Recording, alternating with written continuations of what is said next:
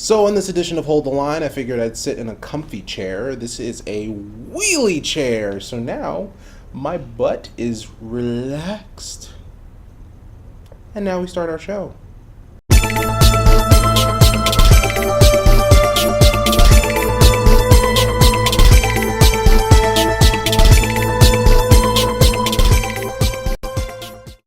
Gamers, what is up? My name is Vernon, and if you're not familiar, this is Gaming Bytes, where we talk about the biggest gaming stories of the week, starting with Rockstar recently renewed their trademark for the Cold War secret agent game, simply called Agent.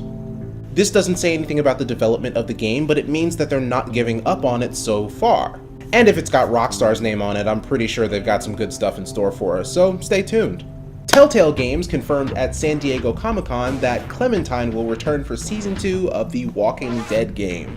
Whether or not she'll be a main character has yet to be seen, nor do we know anything about how much time has passed since the first season, but it'll be great to see her again, and it'll be great to see how she survived since the events of Season 1, and I just love her so much! Also, they said that the fate of another character, Kenny, will also be explored. Okay.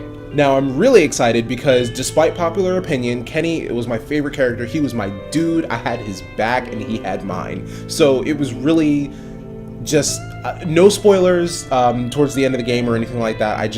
It's very ambiguous what happens to him, and it's not clear because in television, in video games, in movies, comics, books, whatever, if you don't see a body, if you don't see that character physically die, they have reign to come back at any point in time. So excited!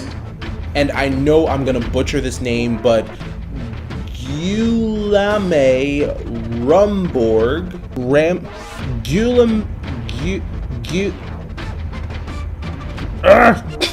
Guillaume Rambor and Trevor Longino of Good Old Games, GOG.com, gave an interview to Rock Paper Shotgun where they explained how Steam sales may be devaluing the games themselves.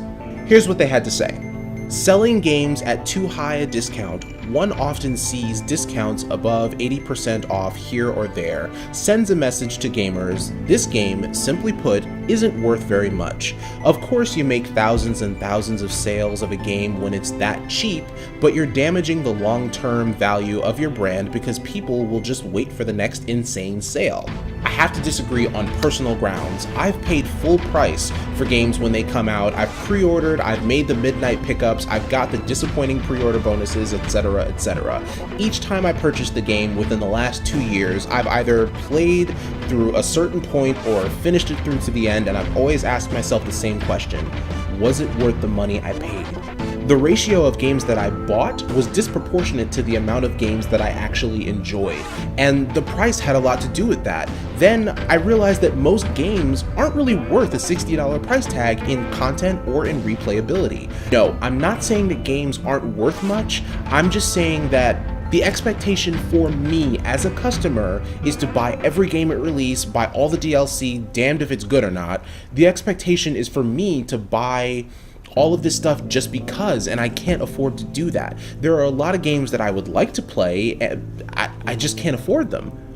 Even GameFly can prove to be quite taxing at times because you have to continuously play, send a game back, get another one, send a game back, get another one. It doesn't make sense for me to get 2 games at a time because I only play 1 game at a time, and even then I have work, I have other responsibilities, I have a personal life that I'd like to keep up with, I make videos for you guys, so it's really hard for me to sit down and say, okay, I'm gonna play this because as a 26-year-old, I'm kind of tired, and you know, I work a lot, and so it really makes it hard for me to continuously play games to justify paying for that monthly subscription. Why is it wrong for me to enjoy a sale where a game like Darksiders 2 is $10? Am I a bad customer for waiting until the game decreases in price?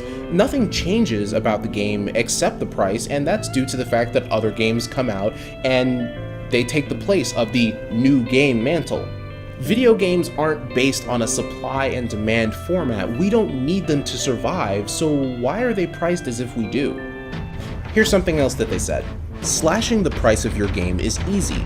Improving the content of your offer when you release your game, that's more ambitious. Right, and when it comes to being ambitious, I challenge game developers to entertain us in new ways, improve the content of your games, strive to make them look more like the pre-rendered advertisement trailers that you shove down our throats, and stop making it seem like you want to suck our wallets dry by adding all of these DLC attachments that make the game experience longer. Here's the deal. Make the games more valuable beforehand, and I'll start considering dishing out my hard-earned money on launch day. Rambura goes on to say, heavy discounts are bad for gamers too. If a gamer buys a game he or she doesn't want just because it's on sale, they're being trained to make bad purchases, and they're also learning that games aren't valuable. No. That's a generalization, and it makes it seem like all gamers buy games just because it's on sale. That's like saying that we buy spatulas for 20% off and don't know what a spatula is. If there are gamers out there that do this, you are part of the problem in terms of making the stereotype of a bad customer. They're not learning that games have no value. They're teaching themselves to just throw away their money just because something has a minus 80% next to it. That's not the fault of the company that put the game on sale, that's just the fault of the customer who's a freaking idiot. But I'd love to hear your thoughts on this. I'd love to have a good-natured debate. Leave some comments down below, maybe hit the like button, share these videos on social media sites, wherever you go to. Tell your mom, dad, brother, sister, whoever, just let people know to come here for your gaming news. Other than that, my name is Vernon To It. I hope you enjoyed getting to it. Much love to you all, and I'll see you next time on HoldTheLine.com!